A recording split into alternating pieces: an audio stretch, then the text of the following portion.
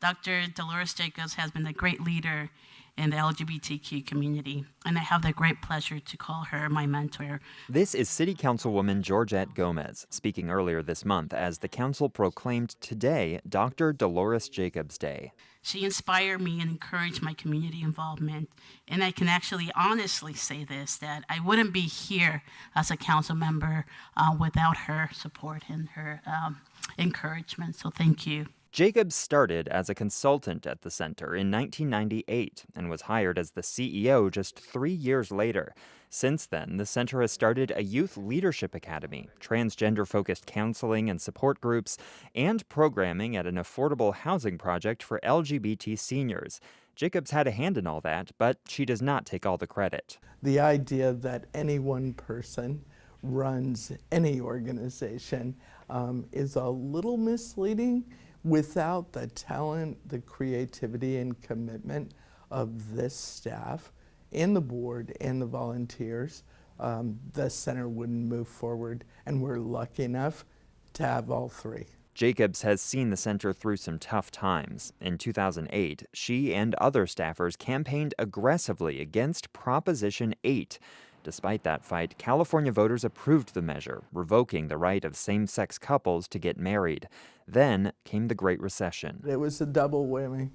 We lost an election one day, and the next day learned the economy was bottoming out. Declining revenues meant the center had to undergo layoffs, but the budget has more than recovered. The center completed a $2 million fundraising campaign last year. This year, it paid off its mortgage, and the political setbacks didn't last either. Prop 8 was overturned by the courts, and in 2015, the Supreme Court granted marriage equality to the entire country. Took a while to get organized and change more minds and hearts, and change the court's minds about basic fairness and basic freedoms, but we did. Another key part of Jacobs' legacy is the Latino Services Center. This part of the building recently underwent a redesign with Day of the Dead-style decorations. It is a colorful space. Everything down here is Latinidad, Latinimenta, and so it's important that when our community comes down here that they feel at home. Kara Desert is the center's incoming CEO. She'll be the first Latina in that position. She says she'll keep the center focused on all kinds of social justice issues that intersect with LGBT rights. We're on the border, and so that means that when we talk about our LGBT community, that community includes immigrants and refugees, and it includes LGBT people in mixed status families. And so as we advocate for all of our families, that means advocating for our immigrant community as well. I asked Jacobs about her fondest memories of the center.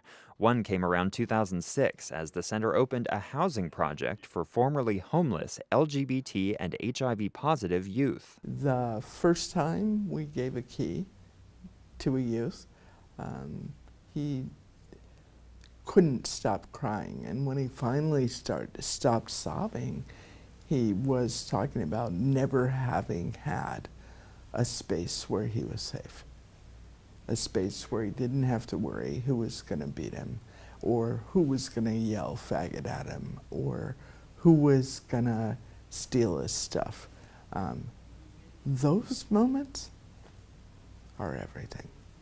As for what's next for Jacobs, she's planning a long vacation, but don't ask where. To see family and friends and not to tell anybody. You're keeping that a secret. I am. Andrew Bowen, KPBS News.